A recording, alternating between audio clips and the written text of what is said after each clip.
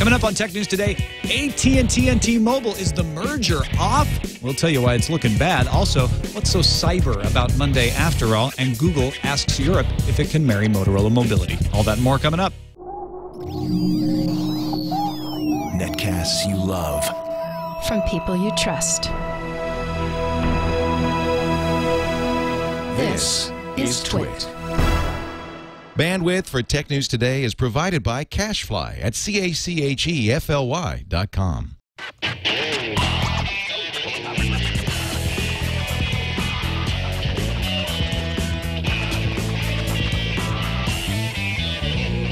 This is Tech News Today for Monday, November 28th, 2011. Tech News Today is brought to you by the Epson Workforce Pro, the world's fastest two-sided printer, delivering high-speed two-sided color printing, copying, scanning, and faxing to keep your business running at full speed. Plus, you'll save on ink. Check out the Epson Workforce Pro this holiday season at Epson.com. Welcome to Tech News Today. I'm Tom Merritt. I'm Sarah Lane. I'm Iyaz Akhtar. And I'm Jason Howell. And this is the show where we kick around the tech news of the day, trying to make some sense of it all. Welcoming our newest TWiT employee, Ms. Nicole Lee. Yeah. Hey. Hi, everyone. Welcome. Nicole's going to be making our products show happen. Yes, it's called Before You Buy. It's going to be all our TWiT staff doing product reviews to tell you whether you should try it, buy it, or not buy it. Try it being like, borrow it from a friend, go to the store, check it out. Yep. Return it within 90 days. Yes, you should do that. That kind of thing. I like it. Very simple. Yes. Try it, buy it, or chuck it. Oh, wait. What's the other one? Buy it, try it, don't buy it. That's don't buy our it. current Just don't buy rating system. Yeah. That's where I start with every product. Don't buy it. Prove to me that I should buy it. Every product is guaranteed crap until it says otherwise. Well, thanks, Nicole, and welcome. It's good to have you. Yes. I've worked with Nicole Lee at 2 previous companies. She follows me everywhere. I am following you, Tom. I don't know that. I don't know if you know that. And she's secretly stalking you. From Very afar. happy to have you here.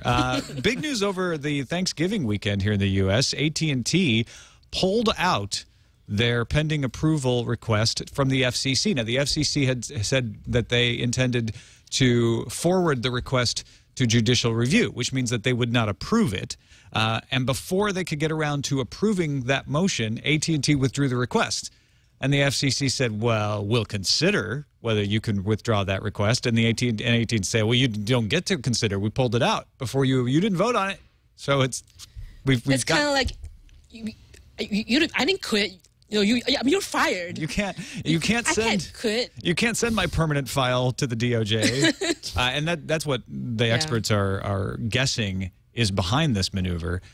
AT&T had to make a lot of things apparent to the FCC, and in the FCC's report that would be forwarded to a judge, they would make a lot of those things public. AT&T probably doesn't want the public to know some of its evaluations of T-Mobile, and they certainly don't want the Department of Justice to know them in case they're different from what the DOJ has in their court case. It just seems, it's funny. I remember reading about this last Thursday morning, and I was like, oh my gosh, wow. Even though I suspected that this deal was going to fail somehow, I didn't expect AT&T to say, you know what, we're just pulling out entirely. We don't want to do this, at least not last Thursday. But for the FCC to say, well, okay, we're gonna see what's really going on here. We're gonna see if this deal could even be possible. And AT&T to say, well, no, please stop thinking about it because we don't tell anyone the things we told you. We've changed our mind, and they say we don't want to buy them. They say they're going to focus their efforts on the Department of Justice lawsuit, which means they haven't given up on buying T-Mobile. They're just focusing on what they can convince the Department of Justice on. But they've also taken a $4 billion pre-tax charge on their Q4 accountancy sheet. The fact that they're doing that is very telling, and it's kind of the death knell of the merger. I want to say, just because they are paying the $4 billion to break it up, essentially. Yeah, they're setting aside that $4 billion, which you don't do unless you're pretty sure you're going to have to pay that out. Yeah. They haven't paid it out yet, but they would have to pay money to Deutsche Telekom if the deal falls through. That means AT&T thinks the deal is going to fall through, or at least might fall through in a way that doesn't satisfy the terms. Right. Which means they're doing the smart thing. They're doing the safe thing and saying, well, we don't want to be caught out on that $4 billion, so let's set that aside. Just it does mean that's a very real possibility. Yeah. Yeah, for the longest time, AT&T's lawyers have been saying, "Oh, this will be done by end of Q2 of 2012," and they haven't been putting these on their books for a long time. They put it on there. What Tom's saying is the right thing. It means that maybe this particular deal, the way it's structured, will lead to the breakup fee, but that doesn't mean they quit, because they're still doing the DOJ case. They're still looking to come up with some kind of crazy solution to make this work still, because AT&T wants part of T-Mobile anyway. In fact, the status hearing on the Department of Justice case around the AT&T T-Mobile merger has been pushed to December 9th. That was supposed to happen this week on Wednesday, November 30th. That has been delayed. Judge Ellen Howell cited a court scheduling conflict for the delay. I don't know that really materially affects AT&T at this point, other than give them a little more time to prepare, maybe. But what possibilities are left? According to Bloomberg, the telecom giant is preparing to offer a deal to the Department of Justice under which AT&T would divest as much as 40% of T-Mobile's assets as part of the acquisition. We've heard this speculated before, that AT&T would say, well, look, we'll divest ourselves of a bunch of T-Mobile's assets so that we don't own too much of the marketplace. Now they're talking about as much as 40%. Whether that would still qualify that they wouldn't have to pay $4 billion to Deutsche Telekom or not, I don't know. But it does seem to mean that AT&T is getting desperate and trying to come up with other ways to acquire this company. I mean, there's also a lot of talk out there that AT&T might go in with some other equity partners like a Silver Lake, like a venture capital firm, and just buy up T-Mobile in pieces instead of AT&T acquiring the bulk of it. Yeah, because to stop the whole antitrust concerns, if they own every piece of T-Mobile, everyone's freaking out. Now you only have what, 3 companies left, or 2.5 companies if you count Sprint as whatever you want to call it. It is a company. I would count it. As a major company, I guess. Right. I mean, that's when they keep getting forgotten in this list of major telecoms. But if you have these partners in there, if you have Silver Lake and you have these other companies, I mean, are they're just going to break up T-Mobile, or do you think they would even try to operate it at all? Are they just going to bust it up? I think what AT&T wants out of this is the spectrum. I think they are going to cling to that spectrum that they want for their LTE network with the tightest grip that they can manage. And if they have to let go of every other part of T-Mobile to make the deal happen, they will. They want that spectrum. Well, and if they end up paying a lot less, I mean, they've got the payout fee to Deutsche Telekom of $4 billion, which, well, it's a lot of money, but it's a lot less than they were prepared to pay for the full deal anyway. I mean, I guess Deutsche Telekom's they end up missing out on a lot of money. They can't be really excited about all of this. But they also get some spectrum back. AT&T has allocated some spectrum to be transferred to T-Mobile. It's $1 billion worth. It's $3 billion of cash, $1 billion worth of book value of the spectrum. So it's worth something. So this gets really complicated if they do carve up T-Mobile into separate pieces and sell it off, not qualifying for the deal, so AT&T would have to pay the $4 billion, but then actually be giving spectrum to Deutsche Telekom, which Deutsche Telekom could then turn around and sell. I don't know if they could sell it back to AT&T, but they could sell it off. Well, even if the merger did go through, they would have to divest some of T-Mobile's market anyway, because I think that's like the same thing when Verizon bought Alltel, they had to divest some of it anyway, just to like keep within the rules of the merger rules. And the whole thing could be bad for Sprint, because Sprint is trying to get in the business of being a wholesaler of LTE. One of their big clients would be the cable companies, and the cable companies are now talking about buying T-Mobile as a consortium, and then that would leave Sprint out in the cold. Well, Sprint is kind of a little bit of a pickle, because they put all their money with WiMAX, and they're trying to transition. I mean, LTE is, I think, it's probably going to be the future of quote unquote 4G. And they put all of their money in WiMAX for all these years, so I think they're kind of in a pickle to like transition over.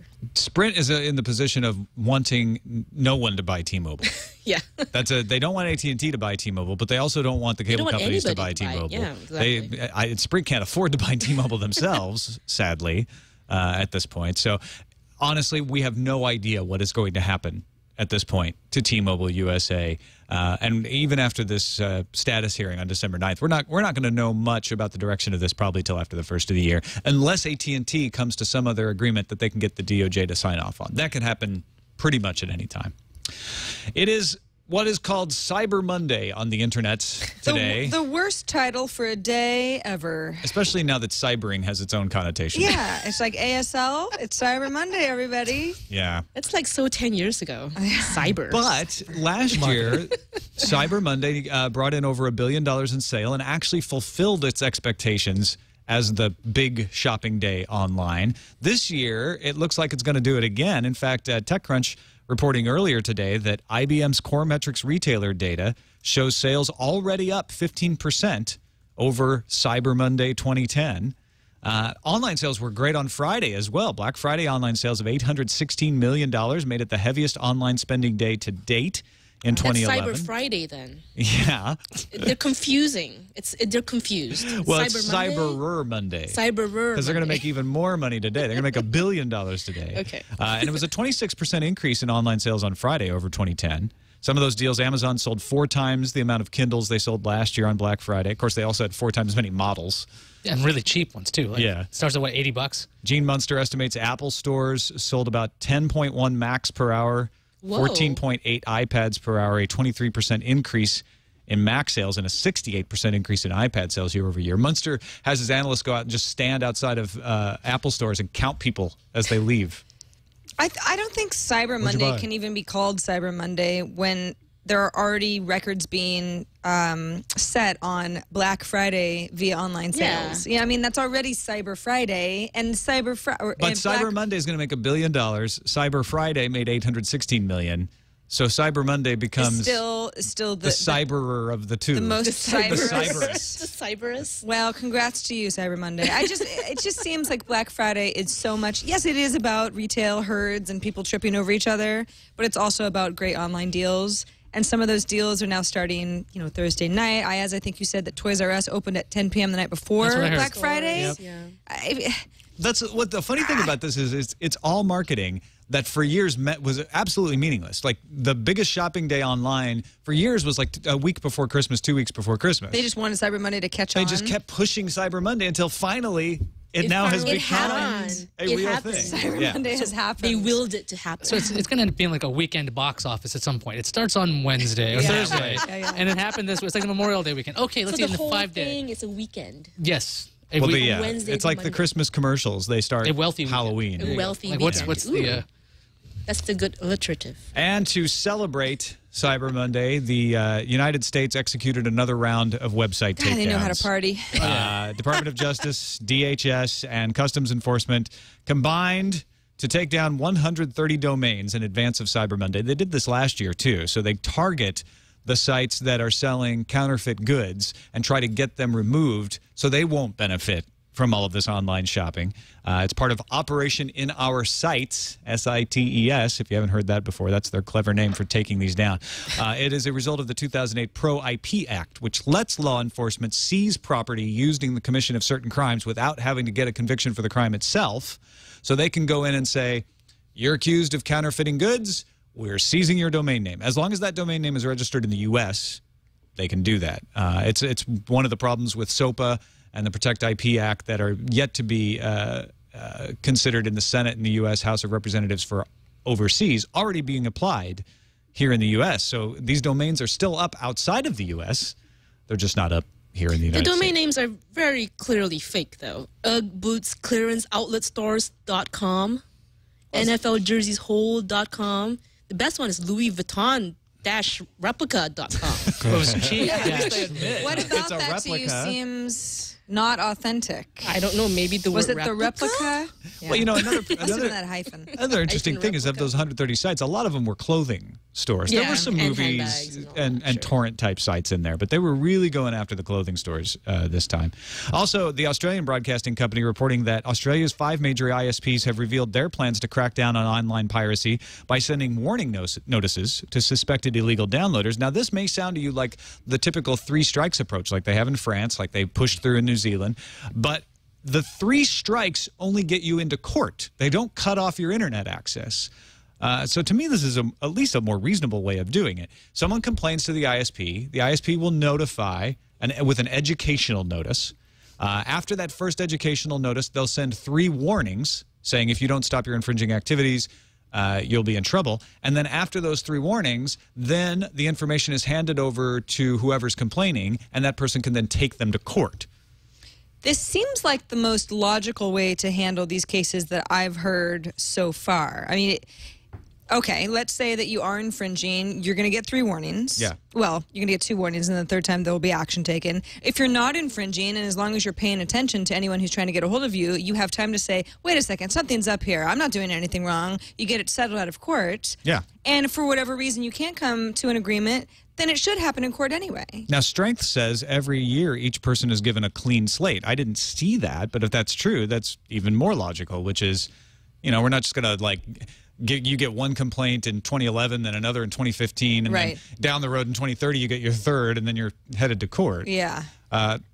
This can be abused, don't get me wrong. I mean, if you wanted to harass someone, because you can have these warning notices sent before they get taken to court, you could abuse it because you don't have to have any proof. That's still a little bit of a problem with this.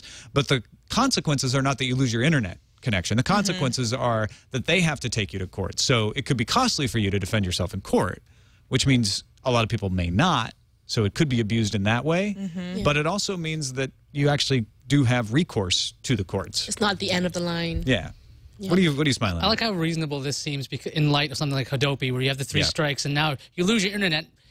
To hear Tom say it's okay to get dragged into court, or like it's a nice thing that you get to have. Well, it's nicer. That's all I'm saying. It's just because the standard is so low. Thanks to France saying no internet after 3 accusations. So that's what I'm smiling at. I'm glad that there's actual recourse instead of just going, oh yeah. Well, it is kind of sad though. But that's the standard that we're in right now. Well, okay. Here, this one's a little more fun. The highest court in the European Union has overturned a ruling that would have forced a Belgian ISP to preemptively filter internet traffic.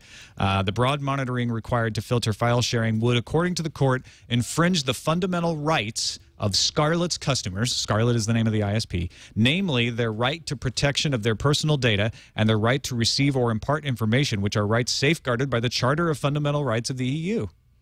So what'd you just say? So, in other words, you can't do that because it violates human rights to go and just filter people. It violates their free speech rights. You can't just go and filter everybody's conversation. They might be using torrents. They might be using file sharing for perfectly legitimate purposes. That's not okay. And because the European Union has enshrined internet access as a right, that helps in this sort of situation. Well, I think they did the right thing. People do use those services legitimately. The right thing. All right, we'll let you recover from that and thank our sponsor. This episode of Tech News Today is brought to you by the Epson Workforce Pro, the world's fastest 2-sided inkjet printer. And I haven't compared personally every inkjet printer, but man, the thing is fast. This holiday, you want tech gadgets on your shopping list to give your friends, family, and coworkers, plus new gadgets for businesses. And when you're looking around, be sure to check. Don't think, oh, it's a printer. This is a heck of a printer. It prints fast. It saves you ink. No printer wants to do that, but Epson's doing it. They're like, no, we're going to give you high-capacity ink. You can run at full speed. You can print from your gadgets. All of those app devices that you have, your Android phones, your iPhones, you can print from those, and it works. It's not one of those things where, like, you have to sit there and mess with the configurations for days. I came in, I installed the app, I printed something, boom. As long as we were on the same network, which we were, a Wi-Fi network, mind you, worked totally fine. Ink cartridges have extra high capacity, gives you 50% less cost per page versus color laser. The Workforce Pro, 580 sheet paper capacity too. That's a bonus. Means you don't have to change that paper all the time. Built to perform, the Epson Workforce Pro. Check it out at Epson.com this holiday season. We thank them for their support of Tech News Today. Big bust in the Philippines going on today. FBI, the U.S. FBI and Philippine law enforcement officials arrested 4 people allegedly paid by terrorists to hack into AT&T's system. Although AT&T says the company wasn't breached, they also told Reuters that they ended up writing off some fraudulent charges that appeared on customers' bills. So how do we reconcile those two? Well, if the system wasn't breached, then that means a bunch of people got their cards stolen, physical cards stolen. I think what they're trying to say is they didn't get any personal information out of our system, but they were able to put some fraudulent charges. Right. So they must have accessed the system, if not breached it. I mean, otherwise they have credit card numbers with security codes That's from somewhere semantics, else. though. When you say your security isn't breached, but you're able to do fraudulent and charges, maybe there's a that's just better semantics. explanation of this. But yeah, from what I gather, it means okay, your phone numbers, your personal information, all of that stuff that's stored, that wasn't breached. But yeah, they were able to put some fraudulent charges. See, to me, like, I don't really care if you have my phone number, but I do care that you use my credit card to buy something. And AT&T said that they did forgive those charges. Yeah. The 4 were arrested on Wednesday in Manila, were apparently paid by the same Saudi Arabian-based terrorist group identified by the FBI as funding the attacks on Mumbai. And that's the Philippines Criminal Investigation and Detection Group said that in a statement. Suspects apparently hacked the trunk-like PBX phone lines of different telecommunications companies, including AT&T. Money stolen in the hacks was diverted to bank accounts belonging to the terrorists who paid the Filipino hackers on commission. So money definitely was changing hands. They were charging, and that's a common scam, is to charge 900 numbers to an account and then take that money and siphon it off. So. Interesting thing going on there. Also, another interesting thing going, Acer Iconia Tab A200 video popping up on YouTube thanks to a French blogging site called, Sarah? It's called ilovetablet.com. See, she's been practicing because she's been to France. I'm getting pretty good. It's getting better all the time. Powered by an NVIDIA Tegra 2 processor, tablet will offer a gigabyte of RAM and sport a resolution of 1280 by 800 pixels, weigh just 1.5 pounds. This is all according to, what's the blog again? ilovetablet.com. Let's just take a look at the I'm video. trying. The browser actually just locked up on me, so I'm waiting. That's what Chad is telling me in a document, because you're Chad. Yeah, well, apparently I am. But yes. Oh, well, that's the whole story. Yeah, I know. My screen's not plugged in either. Oh. I could plug in my screen. Can you see my screen if I plug it in? I should, yes. I have it all routed and ready to go. Tell me if you see my screen. And I do not. Oh, there we go. Yes, I got it. All right. Yay. Well, here we go. Let's see this vid. Look at technology happen. All right, let's watch this. We have audio? We should just come through. Okay, yeah. So this is the and audio listeners, you should be able to hear something, hopefully. Yeah. But it's around a campfire, as you do, with your marshmallows and your low V-neck sweater and your. Hey, what kind of tablet is that? Let me wave to you. They're using it outdoors. That's crazy. And they're charging it outdoors. Wait, it's USB is plugged into the fire? No, the Kindle Fire has nothing to do with this. It's charging from the earth. It's from the heat of the center of the earth. Why would you want to enjoy nature when you've got a tablet? Nature. You're going to gather around the campfire and read a Why do we all story. have to whisper? I don't know why you're taking your tablet camping, but I don't think that fire is even you can real. then use it to sit on your couch and play the video of yourself. Who was shooting the video on the tablet, though? The bear. I think it was Jason Voorhees. Probably the bear. Yeah. It's like you got a family in a campsite. That's Jason It Voorhees goes on for territory. another minute of showing them on the couch enjoying the fire, but you're really not, or the fire, the Acer Iconia. You're not going to see much else except that there is a full-sized USB port, as you saw, and a micro SD slot because they pull out an SD And it's card. very family friendly. Yes. You can take it camping. That's what I took away from it. Was Are a family of 4 European-looking people, you will really enjoy the if you Acer like Iconia. I'm out. puffy jackets, you will love Well, this this. is supposed to launch, what, at CES? This is Yeah, the we should successor get more of this at CES. Okay, this is a successor to the A500 that was already out. It's supposed to be cheaper, something like. Well, this is the A500 is $400. selling for under $400. They're saying this will sell for $400. Yeah, but it's gonna have so better specs, Same obviously. price, but better specs. Exactly. Finally, Google made the great trek across the ocean to kneel in front of Europe and ask for Motorola Mobility's hand in merger. At least that's what the way the Register reported it. They have, as of November 25th, applied to the Council, the European Commission, to ask for approval of the merger of Motorola Mobility and Google in the Europe instead of in the U.S. That's already been applied for in the U.S., and they just had the shareholders meeting, what, November 17th, I think? Something like that, where they 99% approved the deal. So they've got the shareholder approval. They're already underway in the U.S. They got to get approval in Europe, and then they should be golden. Deadline for the European decision set for January 10th, 2012. Now, Google, under antitrust investigation in Europe right now for lots of things, usually relating to search, shouldn't affect this. But Europe is very prickly on antitrust and isn't necessarily viewing Google with the positivity. Anybody foresee any trouble? Any? I'm gonna say no trouble here. Rocking boats. You think this will be rubber stamp? Motorola was somewhat of an electronics company. Google does online stuff that's so far apart in what they do that it's not like, oh, you're a telecom and you're a telecom, you're getting together. That's an issue. Yeah. These guys are so far apart right now that I wouldn't even think about this. If this was the other Motorola, I am a dominant operating system maker for mobile phones, right? And now I am buying. And that is why they have. That's why Google has all those cut and paste statements from all their other Android vendors that say we are completely behind this because we believe Google would be fine with us. I mean, if they allow Apple through, Apple's the same thing. They make the hardware and they make the software, and this is not even.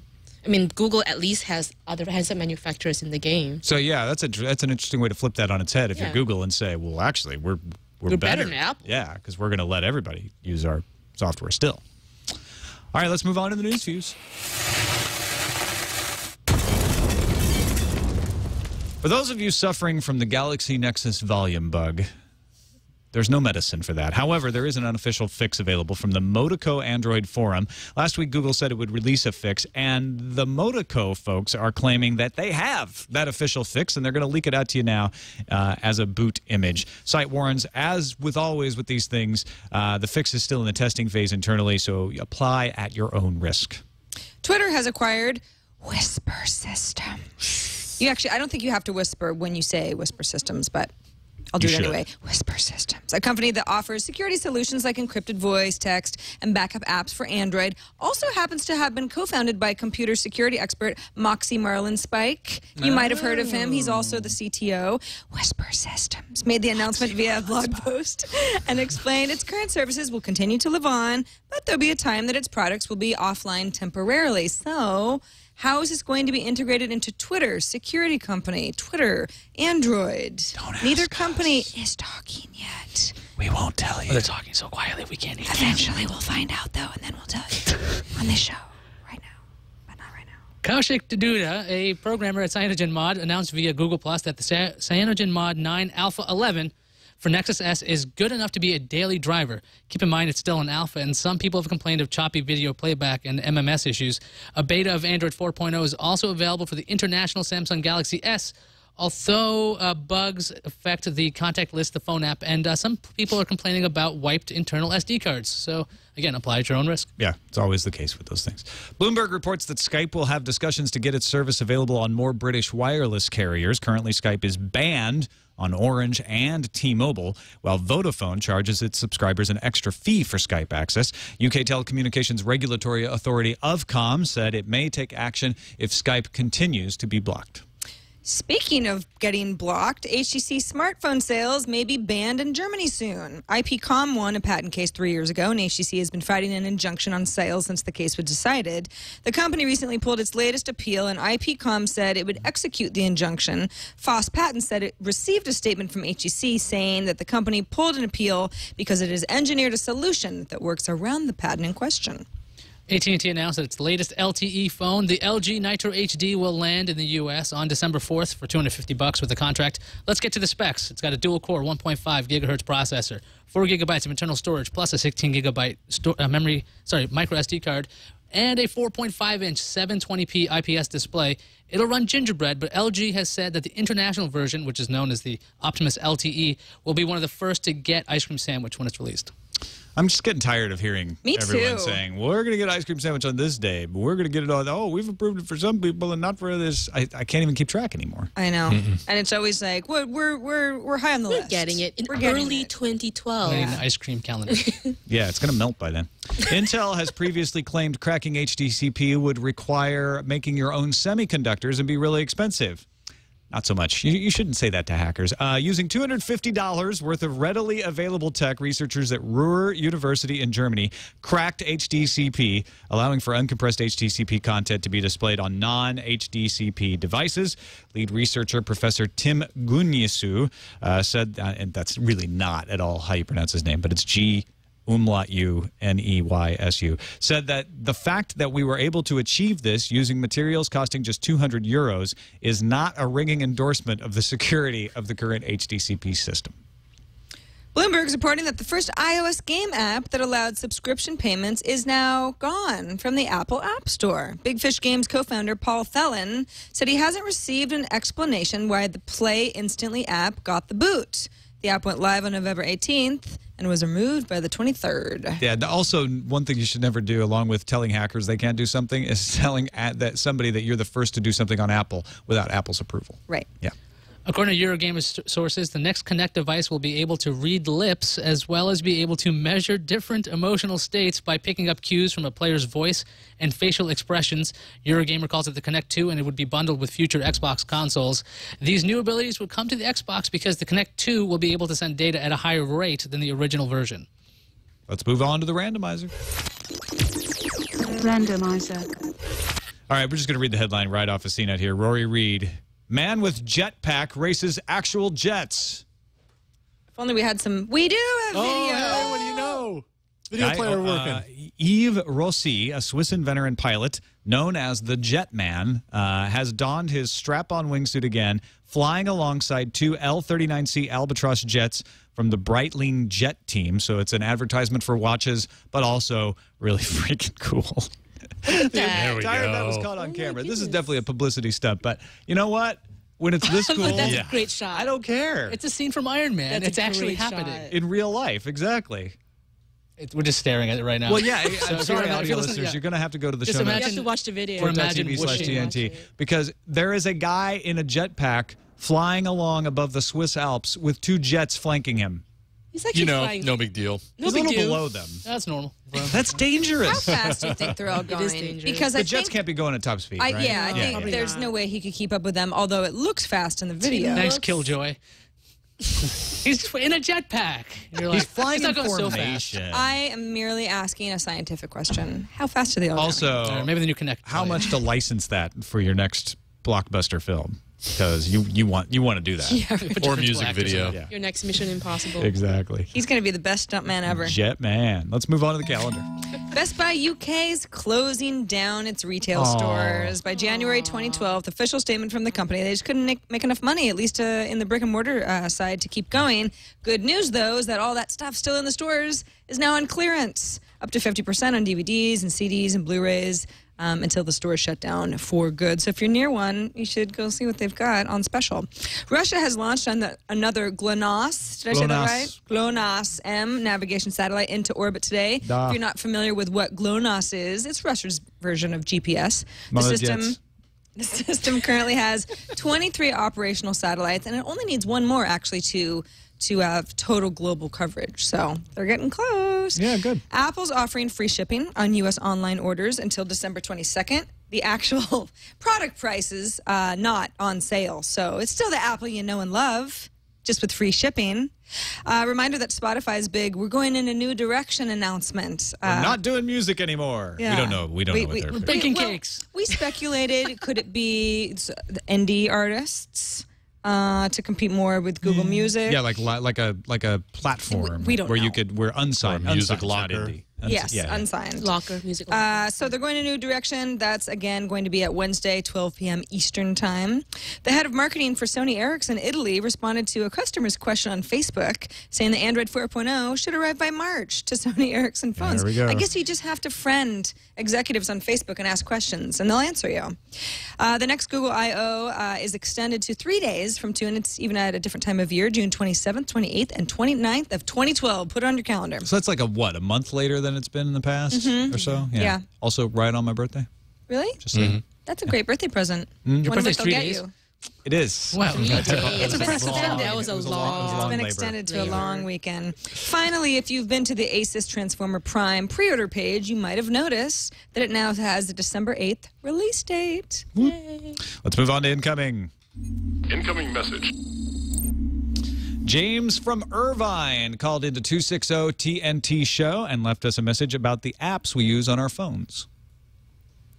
AT&T, it's James from Irvine. On the incoming special, I like that you talk about the apps that you use on your phones a lot, but I was surprised none of you mentioned apps for listening to podcasts. Aha. Wasn't sure if you just don't listen to many podcasts or Hate 'em. maybe use the built-in Can't stand 'em. media player or web browser for Amateurs. podcasting. I've always found them pretty limiting and really like some of the apps available in the app stores for listening and wanted to hear what you liked. Thanks a lot. Podcasting is for suckers, first of all. And anyone who listens to podcasts, really. No, But if people you're who listen to unlucky enough podcasts, to be in the industry, people who listen to podcasts are idealists. They're the geniuses of the world. But those folks The who make their saps living doing who it, do it ugh, 9 to 5. can't stand them. Ouch. Yeah. No, you know what? It's funny he should bring that up. I use Stitcher just within the past couple of weeks. I switched. I always used the iPod app on the phone, which is now called the Music app. But I've always used that to listen to podcasts up until like 2 weeks ago. So it's brand new for me to use Stitcher. So it's funny that he should bring that up. And I actually find that I'm listening to podcasts more regularly now because of it. I use Downcast regularly because it has a nice iPad app, but an app called Instacast just actually got upgraded. I'm not sure if it's universal for iPhone and iPad, but it certainly has a native iPad app now, and it also incorporates iCloud. I just use the app that's So built you in. can sync through iCloud. That's the only thing I use is the built-in thing, because now with Wi-Fi sync, I'm fine now. I do use Instacast just because I do like being able to download podcasts when I'm not within a Wi-Fi signal. So Yeah, and I was 3G always, even download. with the Wi-Fi sync, I was having sync errors Yeah. all the time where it's like, wait, why isn't this episode there? It's supposed to be there. And with Stitcher, that doesn't seem to happen. On to Alex from Austria, who sent us this voicemail attachment to TNT at twit.tv. Tom, this is Alex. Yes.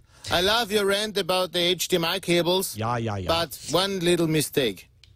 Older cables are not guaranteed to play 3D because full HD 3D from Blu-rays needs double the bandwidth. So to ensure you have the right cable, you need cables labeled 1.4 or high speed. Yep. Okay. That's it. Very good point, Alex. Thank you for sending the voicemail. 1.4, as what I was kind of assuming everyone would always buy the top spec, If they're which aware. is not true. Yeah, people don't know about their HDMI different specs. So when I was mocking the 3D cable and I said you don't need a special cable for 3D, you don't need a cable that's engineered for 3D, and that's what I was talking about. Some of these cable companies will try or even electronic stores will try to say, well, this one's specially engineered. It's not. But Alex is right. It should be 1.4 just so it has enough carrying capacity to get the bits, because 3D takes a lot more bandwidth. That's true. Thanks, Alex. Appreciate the clarification there. Finally, got an email from someone that I was shocked listens to the show. Rick Sternbach wrote in. A lot of you will recognize that name right off, and said, I have to chuckle whenever the Twit world makes a Star Trek reference, especially as it concerns the iPad and our PAD, P-A-D-D, which you discussed briefly on Wednesday's TNT. I was the senior illustrator/designer for the Trek franchise for 15 years at Paramount Pictures and was tasked with updating a lot of the props that we all knew and loved from the original 1960s show. The PAD came into being in 1987 as an update to the big chunky electronic clipboard that Captain Kirk would sometimes use. Kirk pretty much just signed off on orders and such, but little did we realize just how much exposure the PAD would receive through 4 of the modern-era Star Trek shows and at least 4 of the feature films. He says, what I didn't see coming was the shrinking of some of today's devices. I drew the original 4x6 pad to be about ½ inch thick, which clearly it's chunky compared to today's iPad or iPhone. I knew the pad could network with the main computer on the Enterprise or any other ship, network with Starfleet Command through subspace, and contained enough magical solid-state storage to hold several Library of Congresses. And he goes on to talk about like how they came up with the idea for the pad, and there's no reason on earth why all 3 could not have been combined, but you can chalk up the separation given to the actors having to need some business, so that's why they would tap on things and then hand them to other actors instead of just wirelessly transferring. And then he mentions that Star Trek: The Next Generation Technical Manual from Pocket Books was written by him and Mike Okuda in 1990. They wrote it on Macs and illustrated when graphics software wasn't quite there yet. Today, of course, we could do it all as apps with animated CGI and beeps and boops and narration. That'd be fantastic if they did that. But I was so excited to get an email from Rick Sternbach. I've been an admirer of his work in the Star Trek universe for decades. So I'm happy that he's enjoying ours. I want to know what Rick thinks about the iPad Pad app.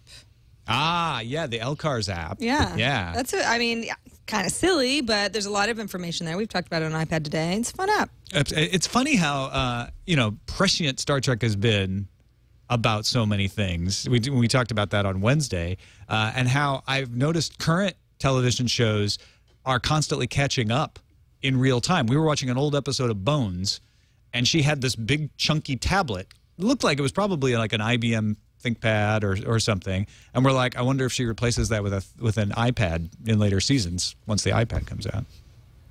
All right, that's it for this edition of Tech News Today. Thanks, everybody, for submitting on our Reddit. TechNewsToday.reddit.com helps us figure out what stuff you want to hear us talk about every day. Go in and vote stuff up and down if you don't do anything else, and keep submitting. Those of you who submit stuff to us, that really helps us in figuring out our rundown every day. And thank you, Nicole Lee. Oh, thank you for having me. It's good to have you and along. welcome to the team. It's not your first time on Tech News Today, but it's your first time as a TWiT employee. And in studio. I know. I know. Does it feel different than being in the box over there? Yeah, well, I can't float above your heads anymore. So that's kind of unfortunate. You could. I can still figure that out. It would just be much more of a gymnastic feat. Yeah, it would be more of a physical challenge. Post show coming up. We'll work on that for your next appearance on the show.